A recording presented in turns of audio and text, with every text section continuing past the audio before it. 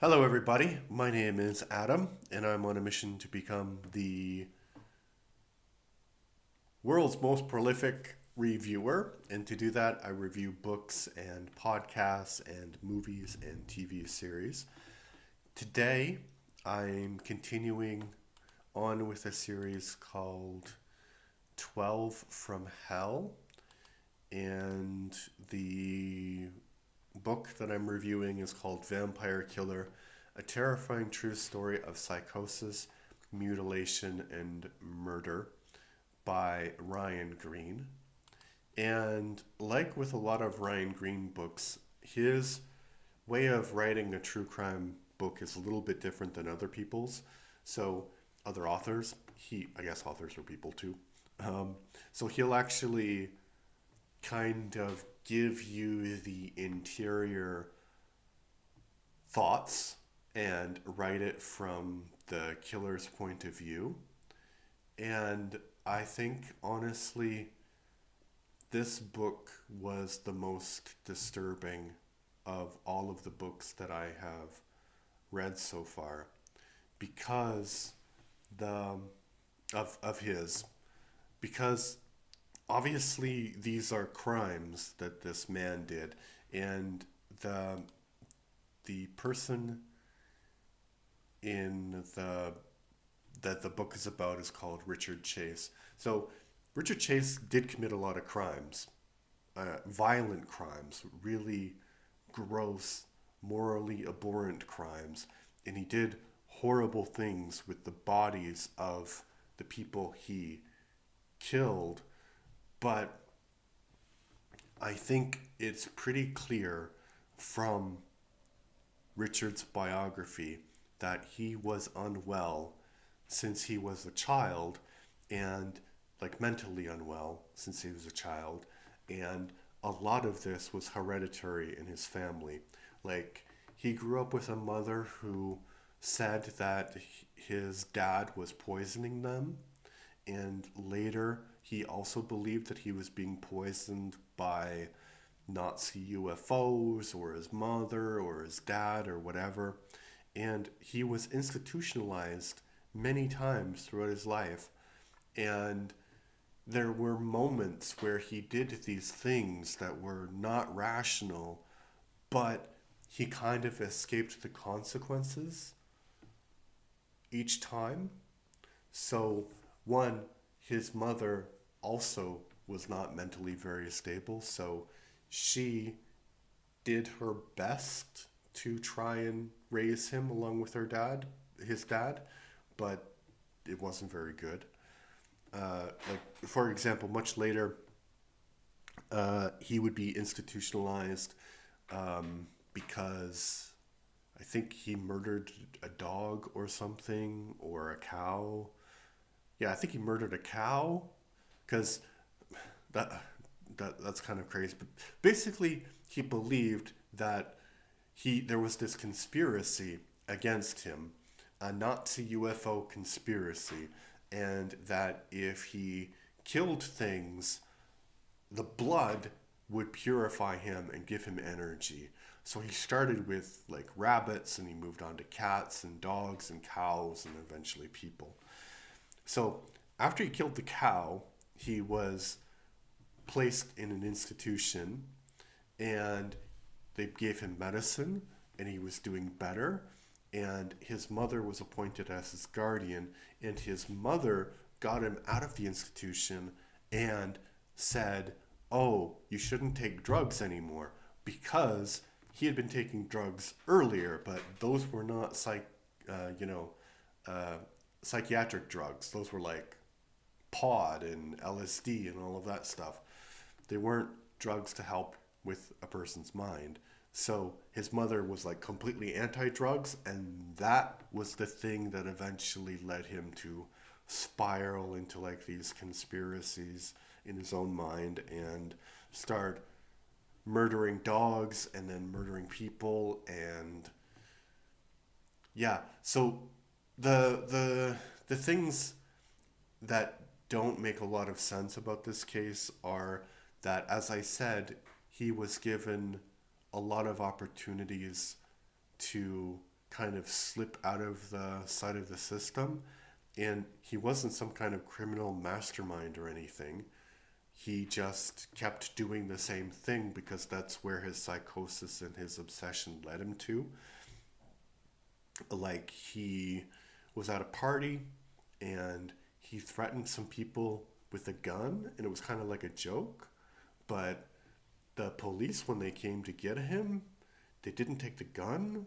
They just left it with the people who had been at this party, and they didn't want to get him in any more trouble than he was. So they kept the gun, and then he went back and he got the gun, and then much later, a few years later, he would actually shoot the gun at a human, and he would miss, and there'd be a bullet in the door frame. So, and the police didn't do any forensic work on that because it was just like some weird random coincidence, right? But he was escalating all of these behaviors. And so what I mean is, if they had like tracked that gun, they would have been able to connect it to Richard much earlier, and then he would have been arrested. Um, so yeah, that's a weird part about this, that it doesn't make a lot of sense as to why they didn't do anything about him earlier. And the other part, which is kind of strange, is so he committed, like, so he was escalating and eventually escalated to the point of cannibalism. But he was doing it because he believed that there was this conspiracy, this UFO Nazi conspiracy against him. And no one around him thought that he was sane. Like, everyone could tell that this was not a person who was functioning at a stable level. But he was tried, and he was found guilty of his crimes because they thought, like, oh well, he had the wherewithal to kill these people. Which I don't like. I don't know. It's hard to be sympathetic to him because there was nothing about him that was, in retrospect, good. Like, he was popular when he was a kid, and that's the only thing that you can say that was good about him. So, on the one hand, you can say it's not a loss that he died, because eventually he commits suicide in prison, because he did cause all of this suffering to people. But on the other hand, if his condition had been taken seriously by his mother and his father, like, his father seemed to be the more rational of the parent, but he thought that, his son didn't have any mental issues. It was just a weakness of character. So obviously that was wrong. And his mother wasn't a person who could actually decide about that because she also had mental issues. So if somebody had just stepped up and said, Richard, you have this problem, and we're going to try and help you with the problem, but it's going to be a very long process, then it would be a different kind of situation. And to be a bit personal here, the reason why I feel that way is because my father was diagnosed with schizophrenia when I was a boy, and there was a situation involving my mother and him, and I had a father throughout my life, and you could say it could have been better, but it could have been a lot worse, right? Like, if nobody had taken those signs seriously, like, what would have the outcome been? I don't think it would have gone as extreme as Richard's case, because the fact is and this was actually used by the prosecution in his case, is that most schizophrenics are not actually violent to other people. They're more violent to themselves, and they're actually in more danger from the outside world than they are to others because they don't understand what's going on. They can't distinguish between reality and stuff. So I think that Richard would have had a chance to live, maybe not a normal life, maybe not a happy life, but a life where he didn't do the horrible things that he did if somebody had just given him the help that he needed from a very early age. So I think it's a tragedy for Richard, but of course, it's a tragedy of all of those things that, all of those people who were affected by Richard as well. So all of that could have been prevented. So there were babies who didn't grow up. There were people who didn't have parents because of Richard, And not that's the thing. That's the thing that makes me a little bit angry with this situation is it's not just because of Richard. Because Richard was in the throes of his delusion, of his psychosis. And maybe it wasn't schizophrenia, maybe there was some other mental thing going on with him, but he clearly was not sane. So he should have been protected and people should have been protected from him. So it's not like a case like BTK, Dennis Radler, who kind of made rational decisions to kill people. So you can say he was the person responsible.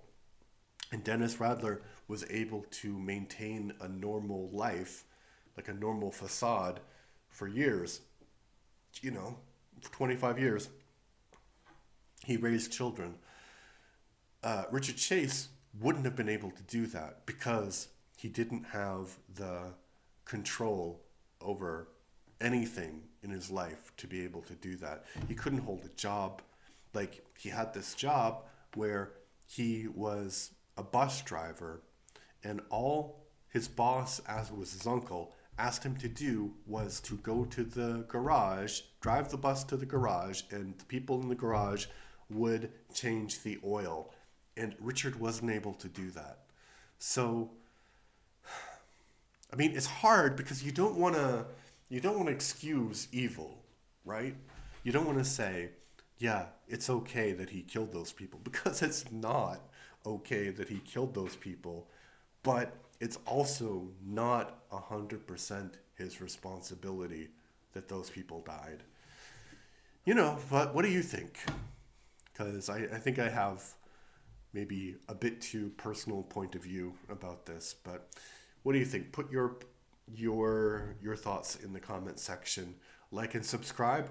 My next goal is 100 subscribers, so I'm at 81. So please subscribe if you haven't already. Thank you very much. Bye bye.